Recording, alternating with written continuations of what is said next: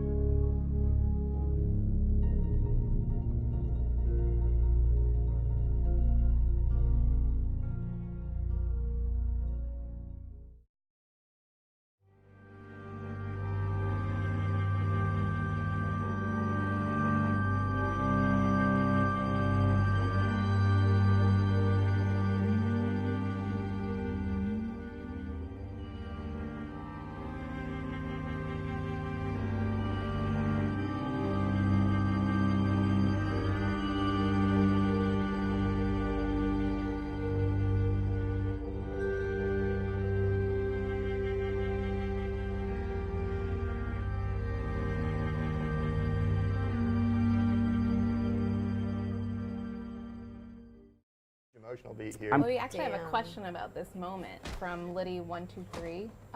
They want to know, was Omid's death planned from the beginning? Was Omid's death planned from the beginning? From the beginning, like I don't. I'm assuming of season 2. Of season 2, yeah. I mean, in like these early moments, I think there was talk of. So I wasn't on the project super early, so I don't know all the conversations, but I can remember like hearsay around the office. And I think there was talk about you might not have seen all of this, you know, the first time around and that kind of thing, which would lead you to wonder, and you might revisit this in further flashbacks. I think that was fairly early in development, but It's kind of debating when the scene would happen. yeah, and how much exactly. Would lead up to I think from what I recall, yes, because like this I think was always going to be one of the opening bits of the season, which means that it's pretty much ironed out. In that.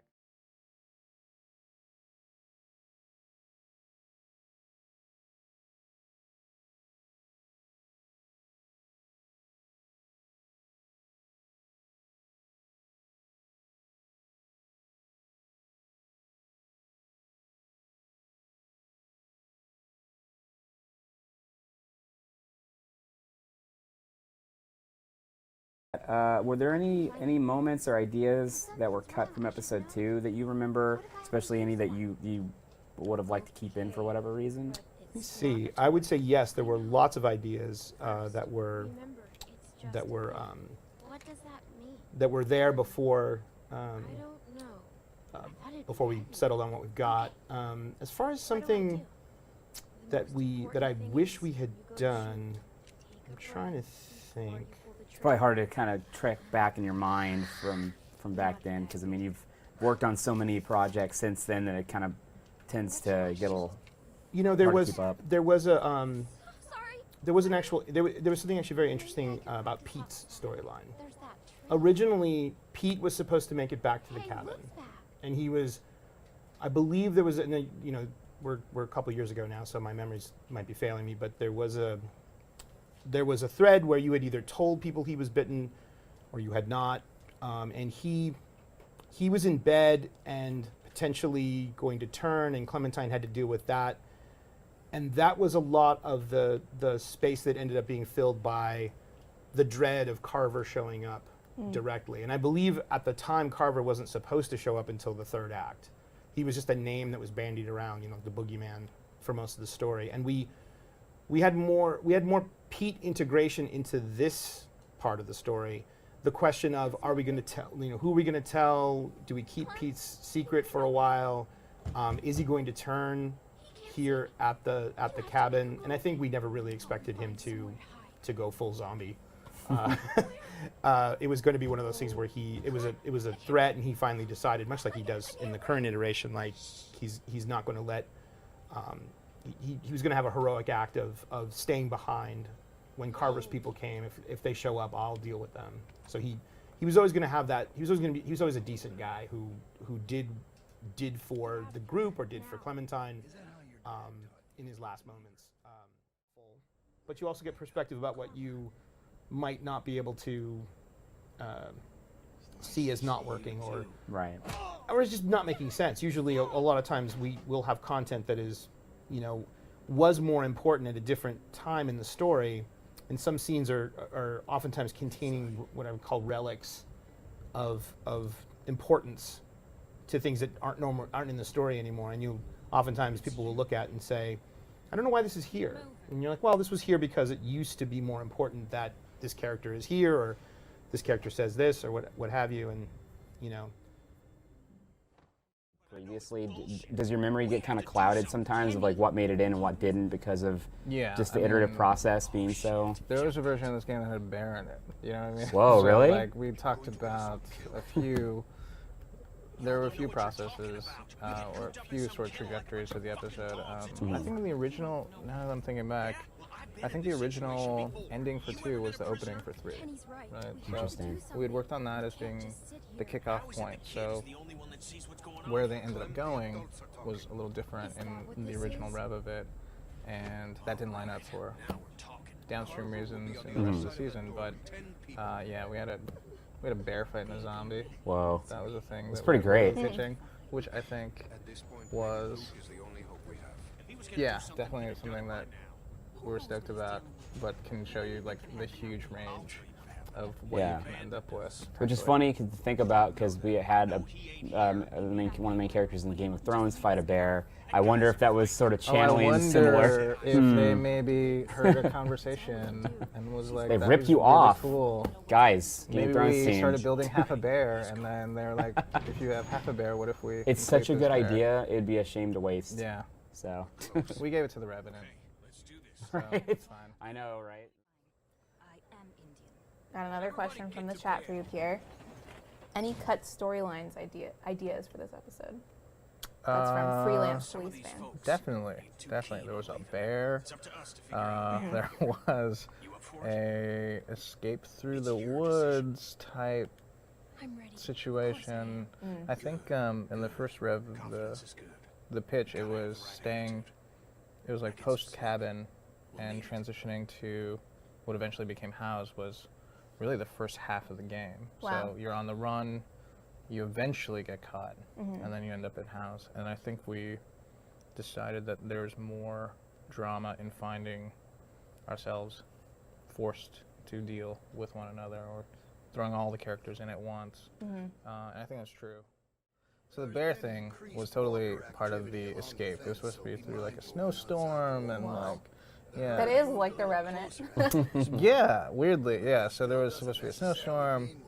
We totally had the image of the like, yeah, when bears are like trying to kill something, how they sort of like bounce on it. It looks like really playful, but it's horrifying. Yeah. So taking out, basically you getting into a spot where you're having to take out a couple zombies that you've come across in the woods as you're escaping. I think it's you and Kenny. Or maybe you and Luke. Maybe you were part of Luke's sort of separation, I think. And then in the midst of a zombie fight, a bear comes up and starts swatting zombies around. And wow. Perfect time for that to happen. Right? Yeah. So, there you go, Leo. You're welcome.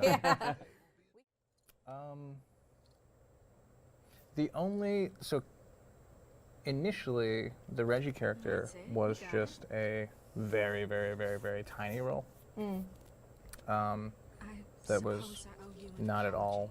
It just, a lot of times when you think about characters, it's sort of like, what role do they fill in the story? It's not necessarily like, what's their backstory? What do they like to eat for breakfast? How many arms do they have? Like, none of those things are it's like, necessarily. what's their purpose for like the end game? Totally. And like, how do they fit into this puzzle? So that character wasn't really expected to be a character that you even notice. It was just supposed to be someone to kind of provide context for the camp, you know? Someone to be there to go, this place doesn't suck as much as you think, you know? It's or whatever it complicated. is. Yeah, Yeah. it's like, exactly. And then when we started talking about the character and as it got to expand and we started talking about Camille, it got bigger. And then it got big to a point where we hadn't planned for the character to stick around. So then we leveraged the fact that people are super into him, and as he became a tool for like making people hate Carver more. Yeah. You know? Recall him singing something. We thought about for a while actually the idea that I just could use some sleep, you know. he'd be playing a guitar and singing by a campfire at some point, and knew that Scott would be able to pull it off. So, but we already figured like we're already making Luke the dreamboat of the season. We're gonna give him a guitar and like Do we need him? everybody. Like, Do we what need else to are He'll we beat be gonna people like, over do? the we'll put a fan in the else corner are and we his gonna do? hair will blow in the wind. Exactly. You know, just felt like too much. Felt like too much. That's really weird to. The memories that start flooding back to you. Oh, one of the things that was brought up was the consideration made to like the 400 Days characters and trying to like weave their Oh yeah. storyline in. Like, I said that I didn't do any of that and that you did all of it. So now I'm here and And you're I said springing on because me. I don't care because I didn't work on 400 Days and you did. So Yeah, no, we actually planned on it being a lot more robust, but then you know, the larger story stuff kind of took precedence, and it was more of a cost decision than anything else, which is a huge bummer. They were going to be woven into more places in the episode, but we ended up having to pull back on that. I like that. Yeah, I forgot about it. I didn't mind. I also didn't mind Kick him. his little tirade at the end. I think she did originally spit in his face or something here. Oh. Well, ended up cutting it it's 'cause it felt just a little too- you're just too much. spitting into Yeah, like a a meat pile. Spitting into some- Was a fun environment to design. There's like, cool. there's some cut material around here that people might be interested in. So there's like a bunch of bullet holes in the walls, and then this like odd little barricade right here. And there's a truck that's pulled up to the front, and there's like, you know, a carpet that's, you know, thrown over the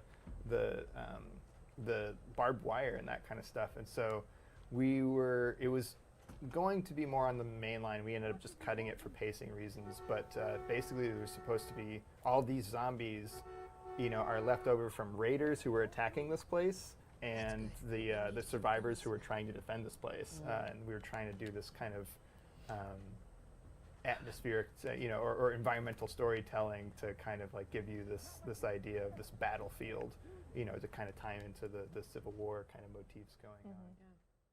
Appeared. So you see, and if you looked through the viewfinder in the earlier walk scene, and then you can see in the background there's like the town, like the church steeple and stuff like that. I don't know if you go there in episode 5, but that was the original like location. We were trying to establish this thing, and then I think that the team kind of for episode 5 found something more interesting to do.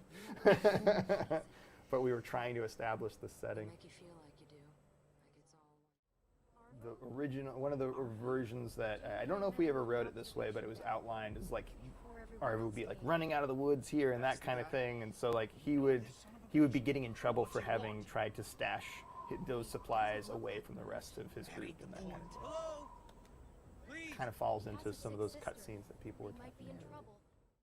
So we were imagining this thing as kind of being like a literal Mexican standoff with Spanish speakers and stuff like that. But there's so many Spanish-speaking players, and we did that once. There's a Jurassic Park like Spanish puzzle that you know, quite a few of our players found very easy, you know, and that kind of thing. So we didn't want to repeat that mistake, and so that's kind of why we settled on the Russians. It's like something that would be a bit more of a smaller subsection of our players would feel like they were kind of culturally or, you know, linguistically out of step with the situation. So you would only have Arvo to depend on. Right. And then the great thing about the setup earlier is whether or not you stole him can color how much you can trust his translation. Yeah. That was what we were going for in this scene anyway. So you, Twitch, can decide how successful we were.